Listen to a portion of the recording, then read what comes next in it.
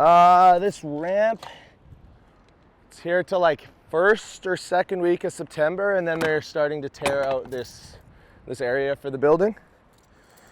But then they mentioned they have another parking lot actually in Vancouver, like up near Oak Ridge or something. We could potentially move the ramp there. That'll be winter time, so we're looking at like a tent structure or something if we move in that direction, which would be amazing, because I'm tired of driving 2.5 hours or getting a plane ticket to skate a vert ramp.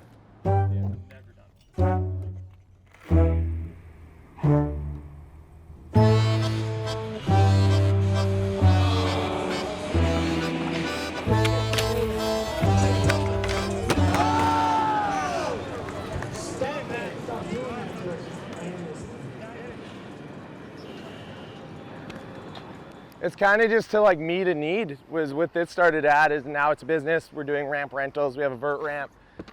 Probably build a mini ramp at some point, but I'm still gonna make a push for Paris and keep skating. That's kind of why I'm putting so much effort into this stuff. Basically, what it came down to is real estate value is so high. We have a lack of spaces to build what we need. And the last ramp we had to be torn down because the farm was expanding. The only other option at that point was to go portable. Sluggo connected me to Grosvenor, and they had this parking lot that we're sitting in. They're going to be doing block parties in the summer, and we're providing vert demos. So it gave us an opportunity to set up a ramp, but they also allowed us to set up the ramp all summer. So we have it here, we have access to it, we're skating vert all summer. And then after this, there's potentially another parking lot or somewhere else to go with the ramp.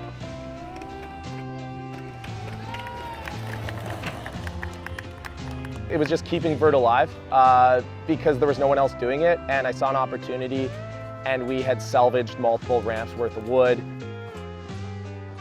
Had a really good crew working on this project with me, and that's as simple as it came down to, is keeping vert alive and inspiring the next generation and giving them access to vert. I think right now there's maybe 3 other vert ramps in Canada that I can think of, but you look at any other country in the world or anyone who was in medal contention at the Olympics for park skating, they all grew up skating vert ramps like this. We've been having kids here as young as 8 years old dropping in and doing airs, and I think it's so important from skateboarding that those kids have access to the terrain like this, because they're going to be that next generation that's going to come in.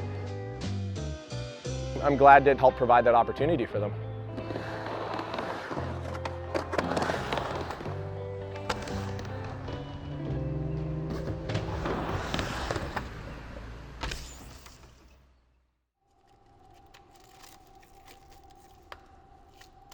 So at the end of last season, I was coming back from an injury, and at the beginning of this season, I'm also coming back from, unfortunately, an injury.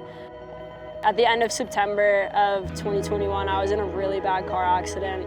I got T-boned on my driver's side door, and I broke my neck, I cracked my skull, I had a brain injury, sprained my feet. It was really bad.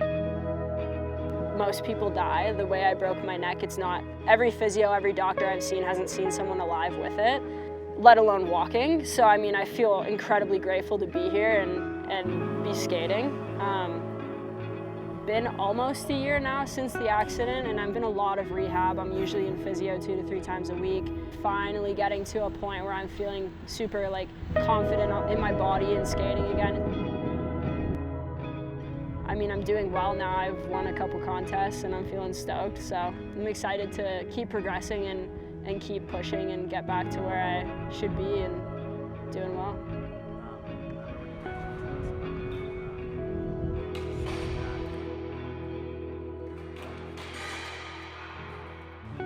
Earlier this year, we had a couple of the national team athletes come out to Vancouver to train because we had some events happening there. Because it was raining, we don't have an indoor skate park. Canada Skateboard was able to get this old curling rink. Definitely privileged to have that because it is something, but when we're looking at an event that's gonna have, big ramps, big rails, everything, it's just not enough. If I have an event in kind of rainy season in Van, I leave Vancouver. There's nowhere to go. We have crazy facilities for every other sport, you know, and like we shouldn't have our athletes having to go to like a different country to train. It's kind of insane.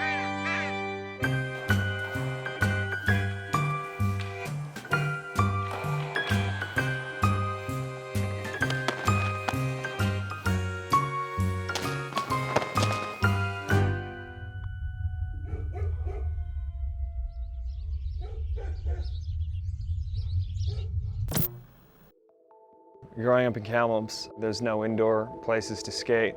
The idea of skating all year round, sunshine, palm trees, it just sold me.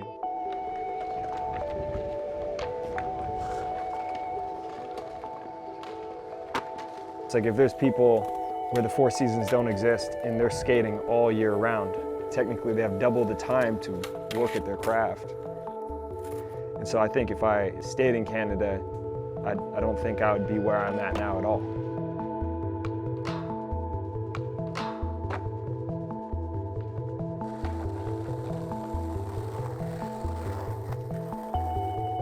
Nova Scotia, much like the rest of Canada, has fairly brutal winters that usually last from around November to March.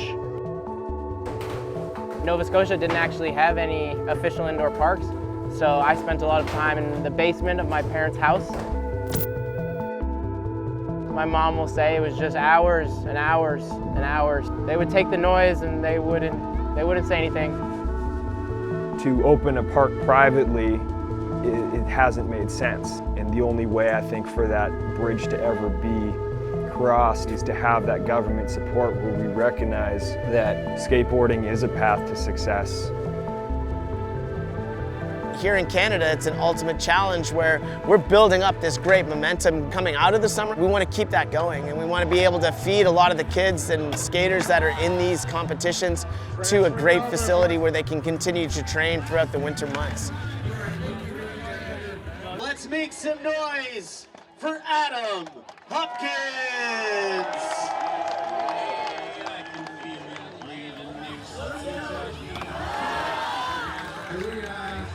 This summer is the return of contest. It seems like the entire team's in different places at all times.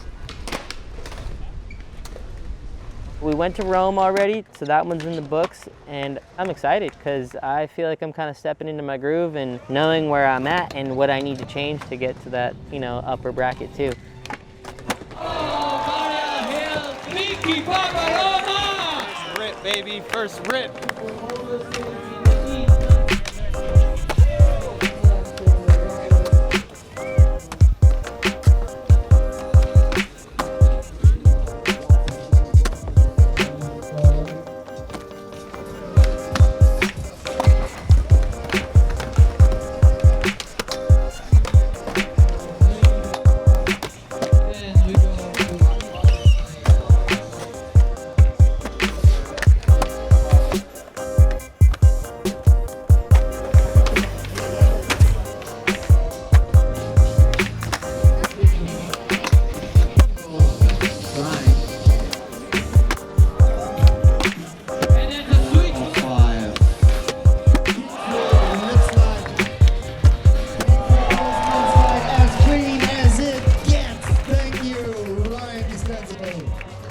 Well, I don't know. I used to kind of look at contests like they were all the same.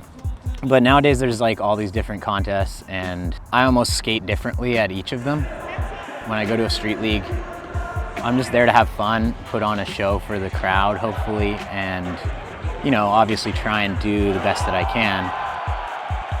And then there's like the Olympic qualifier contests that are super important and it's so much more finely judged. It really just forces me to do my best on whatever type of day I'm having.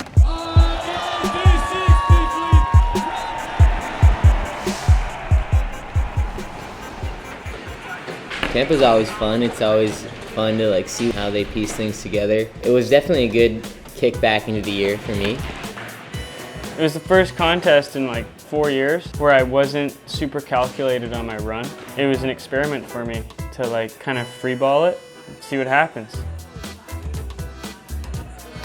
Went for dark slide during best trick and it didn't work out. And the contest is over, they announced the winners, but I'm still there trying to dark slide. They literally kept the doors open until I was ready to leave. Any other contest, they would not allow that to even happen.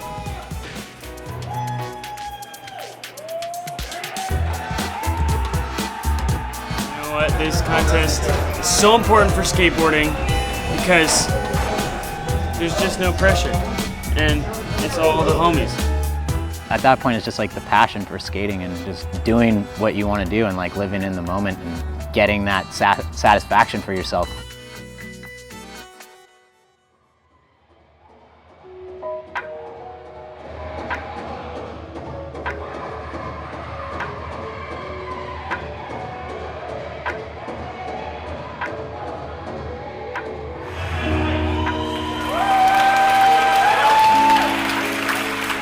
Seven Generations is an Indigenous hosted skateboard event on the ancestral territories of the Kwantlen, Katzie, and Semiahmoo First Nations.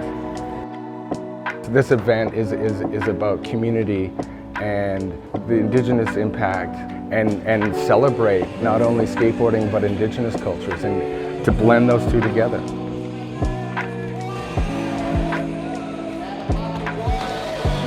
The hopes is that it grows and grows into something like what Slam City Jam was the whole skateboard community comes to the Lower Mainland.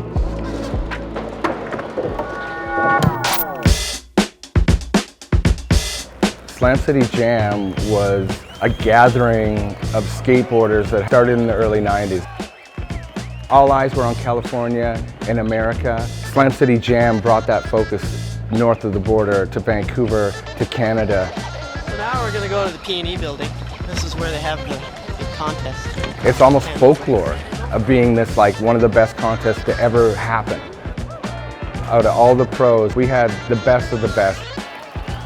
Oh man, Slam City Jam was like the best thing ever as a kid. I was like a kid in a candy store. The courses looked insane, like I wanted to skate them so bad. It just like sold the whole dream to me. I was like, this is the coolest thing ever. When they had it in Calgary, I got to skate in it and I got third. So like that was like a point in my like younger skate life where I was like, maybe I can like be a pro skater. I think Slam City Jam represented what could be of your dream of skateboarding in Canada. Hopefully we can facilitate what contests in Canada have done before and inspire that next generation of skateboarders. My goals coming in the future are just to do well in the World Skate Contests and have fun at all the other ones and just enjoy skateboarding and, you know, put it down in the streets as hard as I can, and because that's what makes me happy. Like you show up to these contests all stressed out and whatnot. Mentality is everything. So I gotta make sure it's fun for me and feeding my soul. Because like getting better at skateboarding is something I'm never gonna stop striving for. You know, we definitely want to provide skateboarders that want to compete at a competitive level that opportunity to have the infrastructure or an indoor facility in Canada, great programming through our high performance program, and giving them every opportunity physically to be the best athletes that they can be.